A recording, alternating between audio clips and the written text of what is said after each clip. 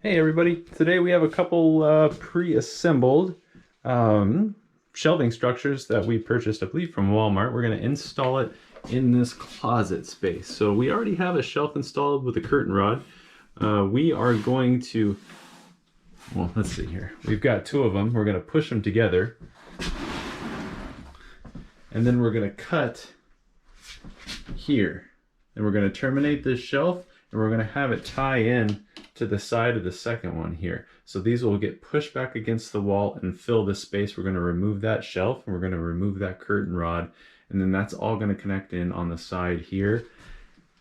And we think it's going to look pretty good. So hopefully you all can see this. We have a ledger attached to the wall here, along with a piece here to attach this the bracket with for the curtain rod. We're going to go ahead and leave all that intact. So this shelving unit is actually going to be flush against that, which means it's not going to quite be flush with the wall. And go ahead and pull this bracket off. Detach it from the curtain rod as well. It's supported at either end, so we're good to go.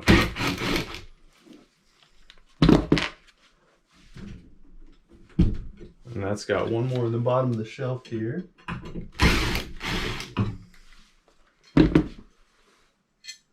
Excellent. We're going to move this shelf into place. Uh-oh. I'm going to butt it up next to this shelf and figure out where we need to cut over here.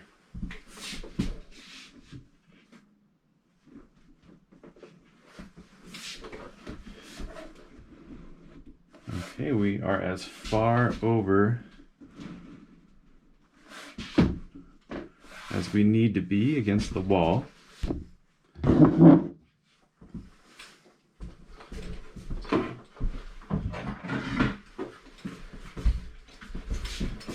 this, I'm going to use a straight edge. We're going to kind of chase the edge of the cabinet up to where we need to be here. So these will all be nice and flush and tight against the outer edge of this cabinet here. Actually, the one that's going on top of this cabinet, but I need a place to put my camera. So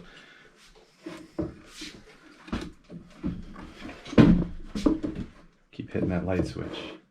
All right, so we're going to go ahead and mark that curtain rod. I'm also going to mark the edge of the shelf.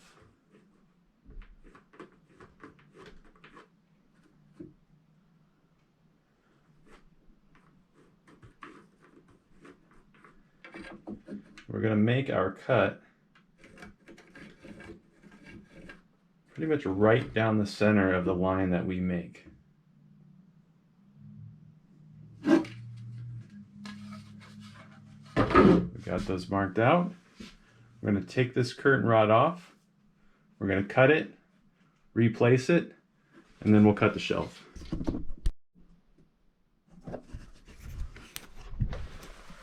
Now this is going to be such a quick cut. I'm not going to worry too much about the dust. We're going to kick up in here. Got my shop vac and permission from the owner to make the cut in here.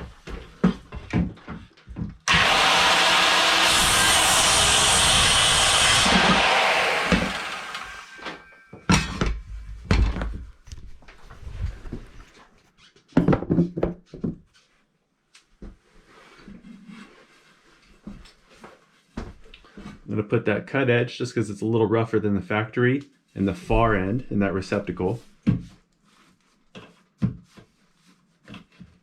And have that nice factory edge up against the cabinet here, just to make things look nicer, because that's obviously going to be more visible.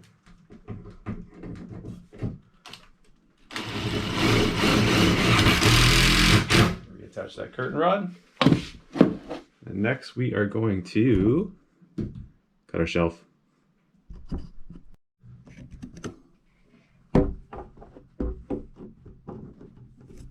So I'm going to use my framing square to mark out a straight line following the guideline notch that we made in the shelf edge.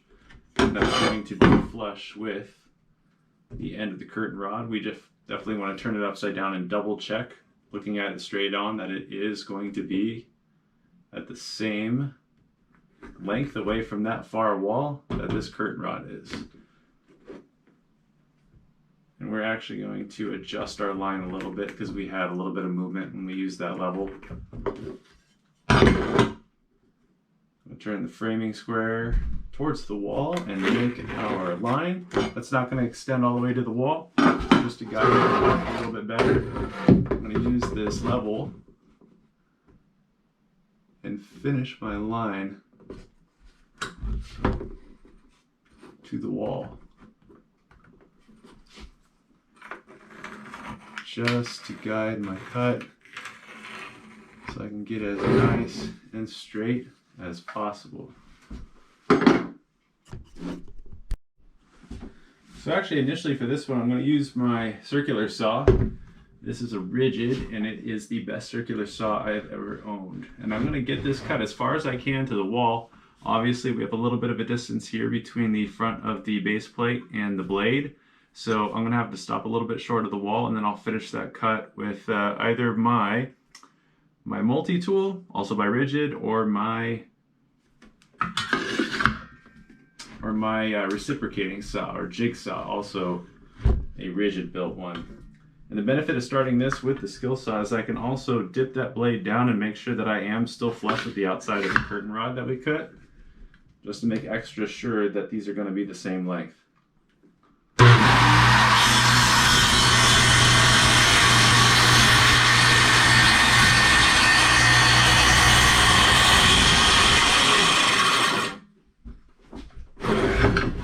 If you are worried about dust in here, guys, definitely cover things in plastic.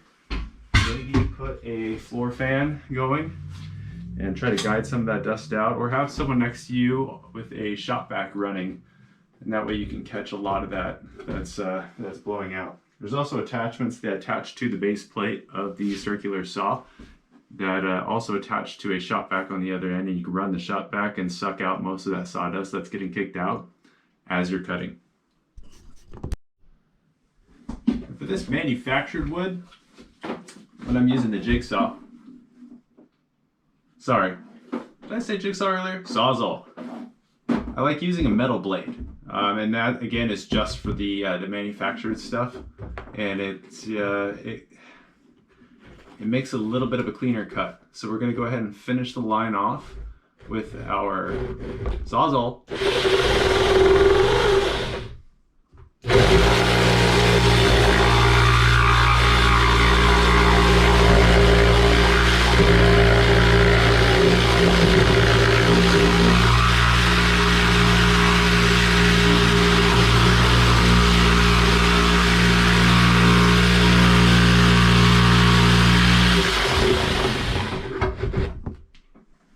And because we're getting so close to the wall, I'm going to switch to my multi-tool, also a Rigid tool. If you haven't been able to tell already, when it comes to cutting stuff, my cutting tools, I love Rigid. These things are excellent. You can use them one-handed. They're powerful. The motion doesn't disturb your wrist at all. And they're just all around good. So I'm going to finish this guy with a attachment rated for wood, just a normal square one. We're going to dig that in from the top and cut it and terminate it before we hit the wall. That way we're nice and careful.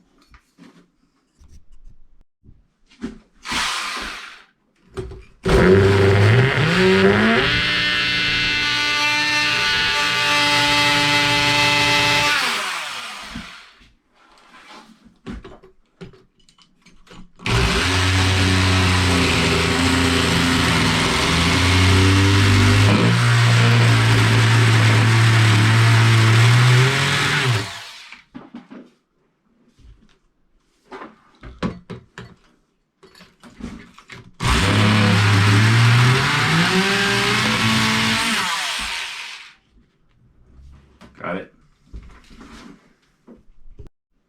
I'm going to very carefully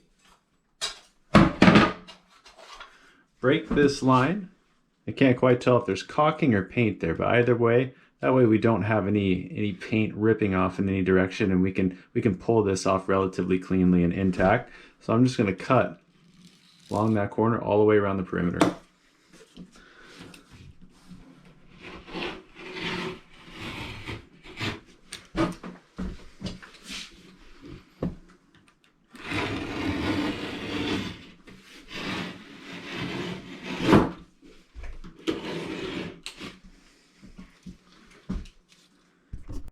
Now initially I'm going to come in with a chisel. You could probably use the edge of a flat bar as well, such as this one. To get in underneath that shelf, I want to use something that's a little bit sharper, a little bit more precise. And I'm just going to start to get that separation going. And it looks like that's going to separate pretty well and not give us any trouble. I'm going to put the chisel away. I'm going to switch to this flat bar. I'm just going to start from one end and work my way down until the shelf. Make sure you guys can see me here.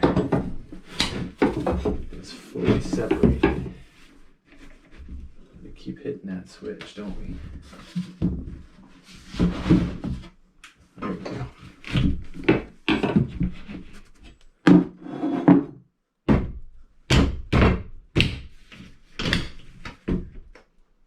And we are good. Put this out of the way for now. And since we're down here parting on this end, got one little nail hanging out. Let me yank it out.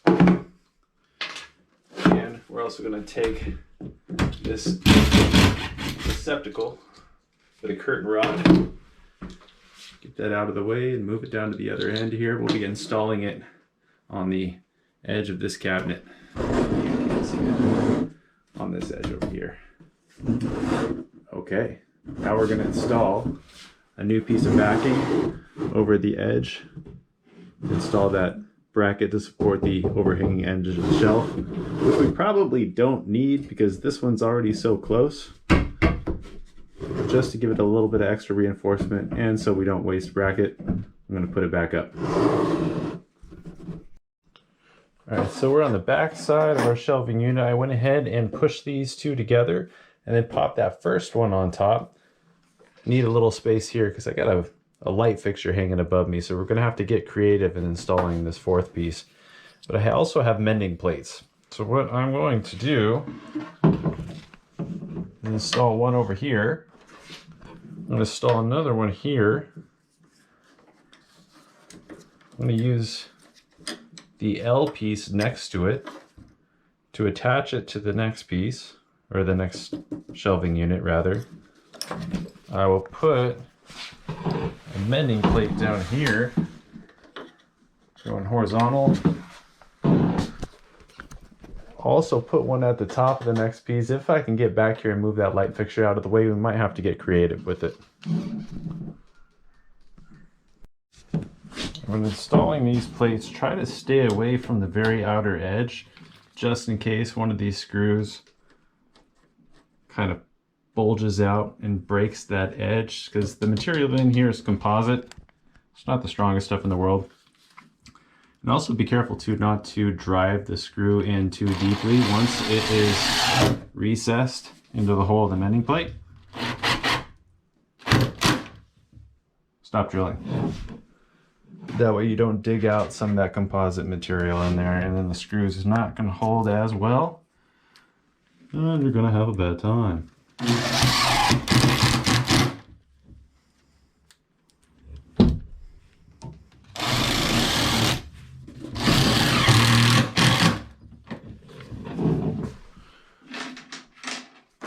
And we're going to come party over here. Do the same thing. As you can see, I'm attaching the right angled mending plate like so. Putting this in the middle, that way we're not close to the edge like I talked about, and having it bulge out the top and breaking the manufactured material inside.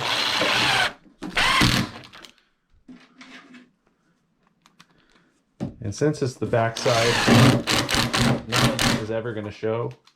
So don't worry or be too concerned with doing a beautiful job. I already got the mending plate at the bottom. Since doing it like this would poke out on either side, I might just do this one diagonally. Like I said, none of this is ever going to show, and we'd rather this all be a nice cohesive unit. As you can see, I've chosen to very carefully work around this light. Slide this piece together. We're out of the straight mending plates. Probably should have got more, but that's fine. I'm going to throw an angled one here, one down below, and then one on the outside edge. Lock it all together. We'll push it into place. And then we'll connect that shelf and the curtain rod to the outside of it and call it good. All right, everything is pretty well attached with the hardware that we have handy. So we're going to go ahead and set this into place. Being very careful with our light fixture.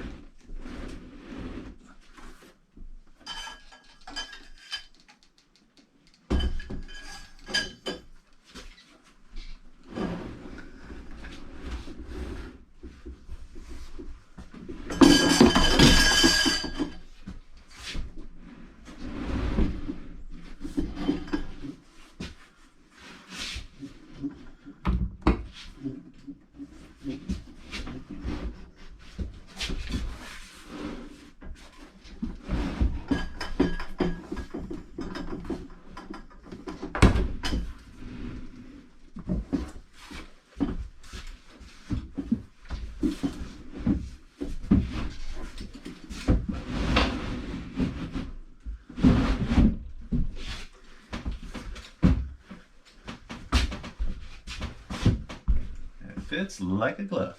I'll show you guys what I got going on from my angle here. This is what we're looking at.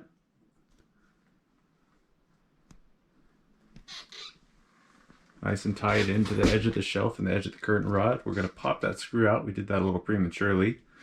And we are going to place that holder there and then drop that curtain rod back in. We're going to caulk this line. Before we caulk that line, we want to stabilize this completely and use this wood and install an L bracket back here so it doesn't sway or pull off from the wall. Then we'll come back and finish that off with caulking. Then we'll be good.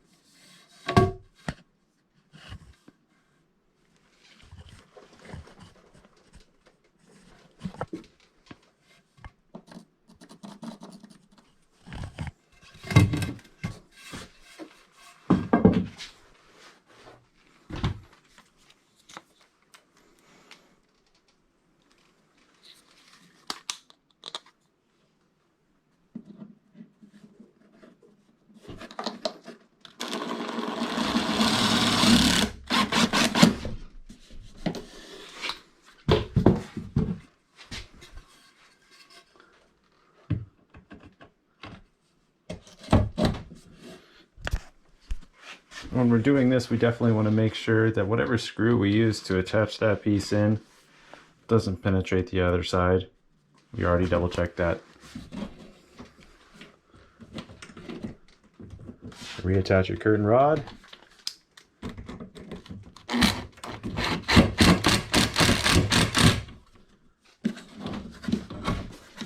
That part is done. Nice and solid.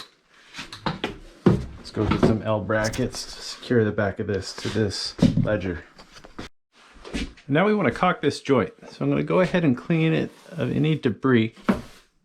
So we definitely don't want wood dust or particles in our caulking. And I like using Alex White caulking for baseboard and trim. Today I'm rocking and rolling with the DAP. Now I've already got about a 1/8 of an inch bead on here cut out, and that will probably do for what we're working with here. This is a very short distance. What I like to use is a wet sponge. A tile sponge works beautifully. And I'm not going to have a wet bucket handy just because, like I just said, it's a very short distance. I already pre-wetted this. And so make sure that you got the right bead cut. You cut at like a 45-degree angle is what I like to work with. That way it spreads on nice and evenly. And from the back to the front, give it a squeeze. Even pressure on the trigger the whole way through, and pull back to front. You're going to see we have a widening gap in the front here just because the back wall that this cabinet's set against, that corner over there, isn't quite square. So I'm going to do another pass starting part of the way back, giving it a little bit more of a squeeze and going a little bit slower towards the front here just to fill that. And what I can do is wet my finger. This stuff's silicone based, so it's pretty inert. The stuff isn't too harmful, at least I don't think. I'm going to drag that, and then I'm going to hit that with the corner of the sponge. You can do that a couple times, giving it a little bit more pressure, switching edges so we're not smearing the caulk around. The caulking, I should say. I'm sure I'm going to get a comment about my pronunciation there. And we're generally going to do something like that. I'm going to come up at the bottom here, scrape off any little debris that we got. Hope you guys can see me okay. And I'm going to do the same thing. Make sure that my cut is facing that joint. And we're going to spread that on.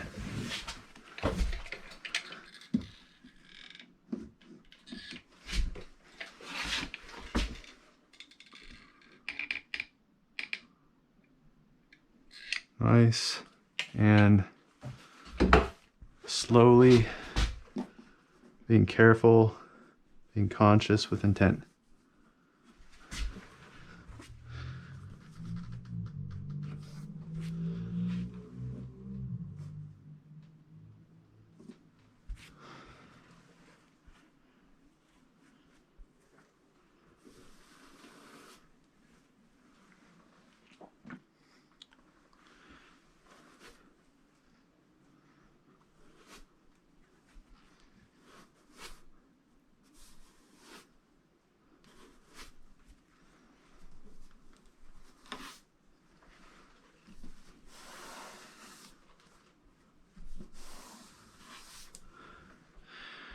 Now this stuff shrinks when it dries, so it might recess into that crack a little bit.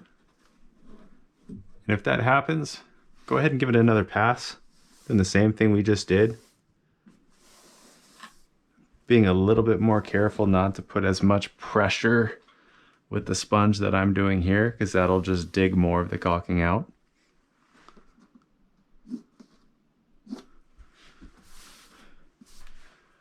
I'm going to go ahead and wash this off and then come back and wipe off the excess white droplets, and that's pretty much good to go.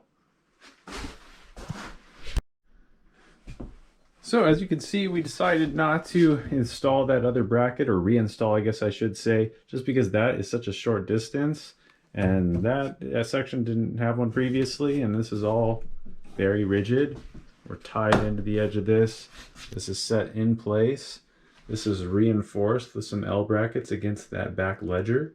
Those L brackets can be a little bit larger, probably should be a little bit larger, and we're certainly going to come back and add some more to it, but that's all we had handy for now. And we have a lovely modified closet feature. So now all that's left to do, clean up, break down.